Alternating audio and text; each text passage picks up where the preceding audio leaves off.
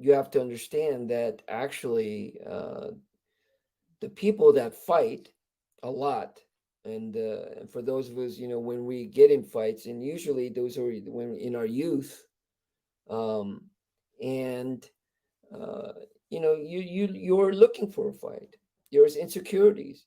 It's a way of needing, desiring to prove yourself.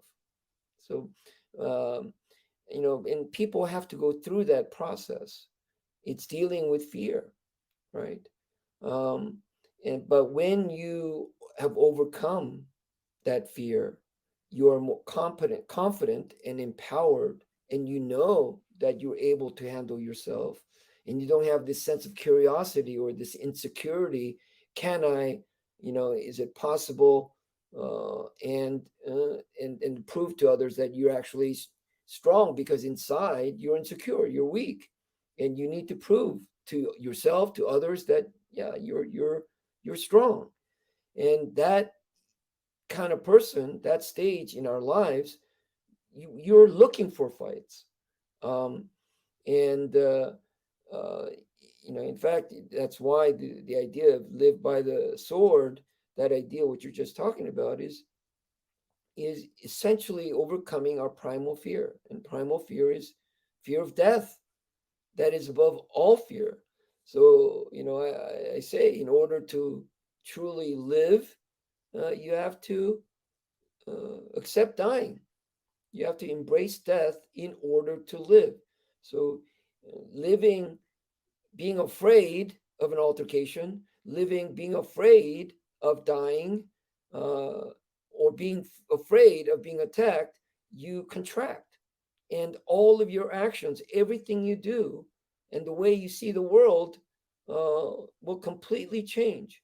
And and although you think you're free, that's the worst kind of imprisonment. Um, so the power of martial arts training is that it helps you to overcome primal fear. So if you're afraid, if you get over the fear of injury, fear of death, to yourself, to others, uh, and you're confident about that, surely, then yeah, things all change. All your guard comes down. You're able to be much more clear, because now you're calm. You're not excitable. And right, because you joined with a friend, and he's kind of the opposite of you, but he's a very aggressive person, right? And by nature, he's looking for fights, and he needs to be outwardly, strong, prove to himself and others how strong he is, you know, and uh, and that kind of person, uh, it, the I was just, the true benefit, right, and the true lesson of martial art training and all that we do is actually the lesson of humility. Hmm. It's humility, right? But you cannot be humble.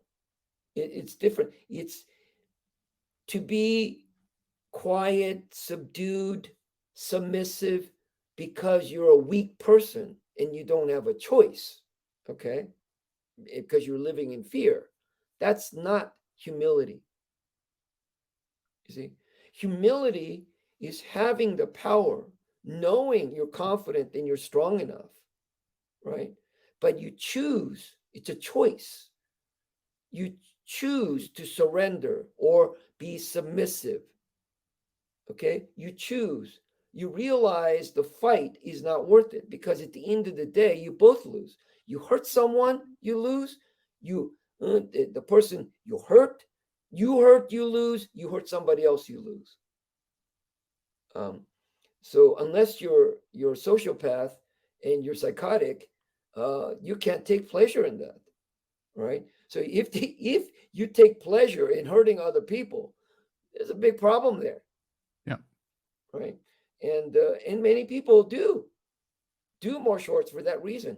Surely in Hwa Rang Do, the way of the flowering nights, and especially under my teaching and my direction and my leadership, that doesn't happen. those kind of people leave, pretty quickly.